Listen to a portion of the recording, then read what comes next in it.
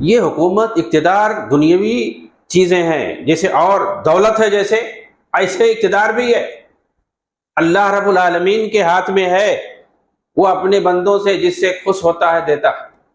اللہم مالک الملک تؤتی الملک من تشاء وتنزع الملک ممن تشاء۔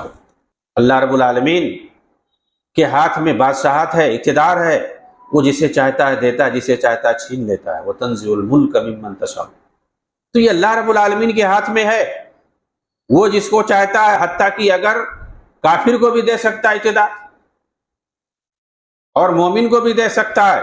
جسے مال و دولت ہے، کافر کو بھی دیتا ہے، مسلمان کو بھی دیتا ہے، مومن بندوں کو بھی دیتا ہے۔ یہ سب آزمائش کی چیزیں ہیں، ورنہ دین پر عمل کرنے کے لیے آدمی کہیں بھی عمل کر سکتا ہے۔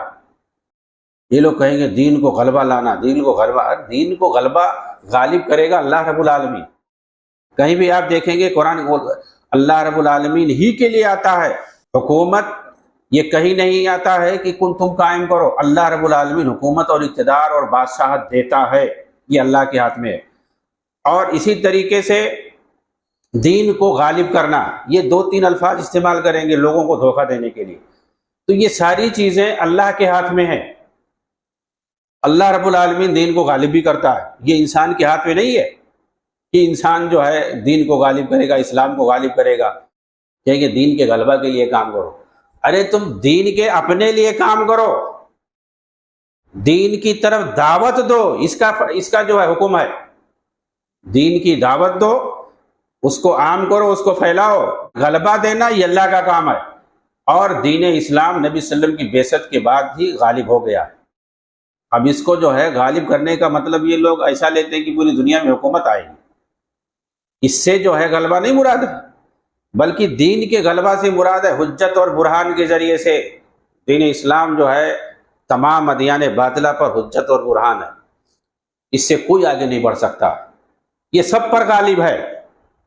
دین اسلام جو ہے تمام ادیان باطلہ پر غالب ہے، اس سے کوئی آگے بڑھ کے نہیں جا سکتا ہے، اور نبی صلی اللہ علیہ وسلم نے آخر میں آ کر کے سب پر جو ہے غلبہ دے دیا ہے۔ تو اب اس کو غلبہ دینے کی ضرورت نہیں ہے کسی کو، اللہ رب العالمین نے اس کو غلبہ عطا کر دیا ہے، اور دین کو قائم کرنا ہے اس کے فرائض اور احکام کو اپنے اوپر نافذ کر کے۔ اور جس طریقے سے دین اسلام کو اپنے اوپر نافذ کرنا ہے، جہاں جہاں آپ کا اختیار ہو، دائرے اختیار ہو، وہاں وہاں دین اسلام کو نافذ کرنا ہے، اس کے احکام پر، اس کے واجبات اور فرائض پر۔ جس طریقے سے ہم کہتے ہیں نماز کو قائم کرنا، اقامت صلاۃ، تو اقامت صلاۃ نماز کو قائم کرنے سے کیا مراد ہے؟ اس کے ارکان، واجبات اور فرائض کو ادا کرنا، جس طریقے سے اللہ کے رسول نے حکم دیا ہے۔ تو دین کو قائم کرنے کا مطلب یہی ہے کہ دین کے جتنے احکام اور فرائض ہیں، واجبات ہیں، ان تمام دینی واجبات کو اپنے اوپر نافذ کرنا، ان کو ادا کرنا اسی طریقے سے جس طریقے سے اللہ کے رسول نے صحابہ کرام کو بتلایا۔